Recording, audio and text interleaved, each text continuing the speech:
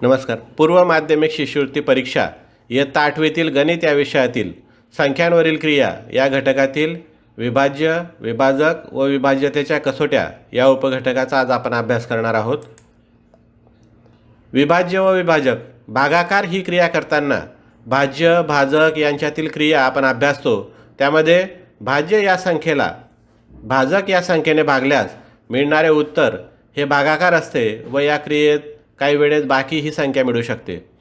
विभाज्यता या उपघटकाचा अभ्यास करताना भाज्य असलेल्या संख्येस विभाज्य आणि भाजक या संख्येस विभाजक असे म्हणतात. उदाहरणार्थ 81 या संख्येचे 1, 2, 3, 9, 81 हे विभाजक आहेत. 24 या संख्येचे 1, 2, 3, 4, 6, 8, 12, 24 हे विभाजक आहेत. उदाहरण 28/4 हा भागाकार करताना 4 7 28 आणि बाकी 0.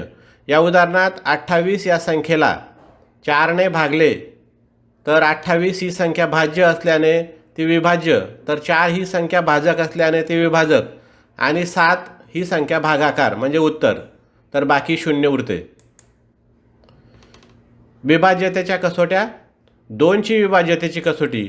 जी संख्या समसंख्या असेल म्हणजेच ज्या संख्येच्या एकक स्थानी 0, 2, 4, 6, 8 यापैकी कोणताही एक अंक असेल त्या संख्येस 2ने निषेध भाग जातो, म्हणून ती संख्या 2ने विभाज्य संख्या आहे असं म्हणतात. उदाहरणार्थ 22, 38, 356, 250, 124 इत्यादी. 3ची विभाज्यतेची कसोटी. संख्येच्या सर्व अंकांच्या बेरजेला 3ने निषेध भाग जात असेल तर ती संख्या 3ने विभाज्य असते. याचा अर्थ त्या संख्येला 3ने निषेध भाग जातो. तसेच 3 अंकी संख्येतील 3ही अंक समान असल्यास ती संख्याही 3ने विभाज्य असते. उदाहरणार्थ 333, 555, 888 इत्यादी. दिलेल्या संख्यांपैकी सर्व विषम संख्यांना 3ने निषेध भाग जातो हे समजणे चूक आहे, कारण काही विषम संख्या 3ने विभाज्य नाहीत. त्याचप्रमाणे प्रत्येक समसंख्या 3ने विभाज्य नाही हे समजणे देखील चूक आहे, कारण अनेक समसंख्या या 3ने विभाज्य असतात. उदाहरणार्थ 978, 5832 इत्यादी. 5ची विभाज्यतेची कसोटी.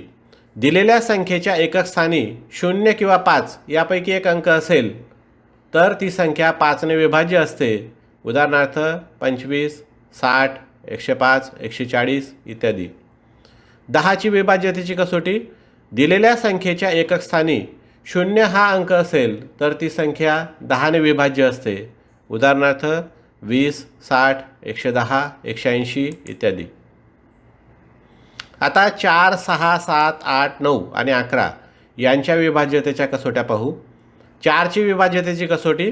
दिलेल्या संख्येतील दशक स्थानच्या व एकक स्थानच्या अंकांनी तयार होणाऱ्या संख्येला 4ने निषेध भाग जात असेल तर ती संख्या 4ने विभाज्य आहे असे म्हणतात. उदाहरणार्थ 24, 48, 356, 564 इत्यादी. 6ची विभाज्यतेची कसोटी. दिलेल्या संख्येस 2 व 3 अशा दोन्ही संख्यांनी भाग जात असेल तर ती संख्या 6ने विभाज्य आहे असं म्हणतात. उदाहरणार्थ 28, 24, 54, 72 इत्यादी. 7ची विभाज्यतेची कसोटी.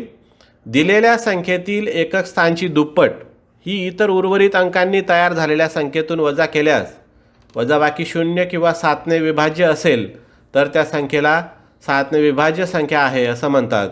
उदाहरणार्थ 84, 105, 126 इत्यादी. 8ची विभाज्यतेची कसोटी. जर दिलेल्या संख्येतील शतक स्थानापर्यंतच्या अंकांनी तयार होणाऱ्या संख्येस 8ने निषेध भाग जात असेल तर ती संख्या 8ने विभाज्य आहे असे म्हणतात. उदाहरणार्थ 40, 864, 6248 इत्यादी. 8ने विभाज्य असणाऱ्या संख्या 2 व 4ने देखील विभाज्य असतात. 9ची विभाज्यतेची कसोटी. जर दिलेल्या संख्येतील अंकांच्या बेरजेला 9ने भाग जात असेल तर त्या संख्येला 9ने विभाज्य संख्या आहे असं म्हणतात. उदाहरणार्थ 72, 180, 189 इत्यादी. 11ची विभाज्यतेची कसोटी. जर दिलेल्या संख्येतील एका आड एक अंकाच्या बेरजेतील फरक 0 असेल किंवा 11ने विभाज्य असेल तर त्या संख्येला 11ने निश्चित भाग जातो. उदाहरणार्थ 5753, 1562 इत्यादी. या पद्धतीने या संख्यांच्या विभाज्यतेच्या कसोट्यांचा वापर करून या उपघटकातील प्रश्न आपण सोडवू शकतो.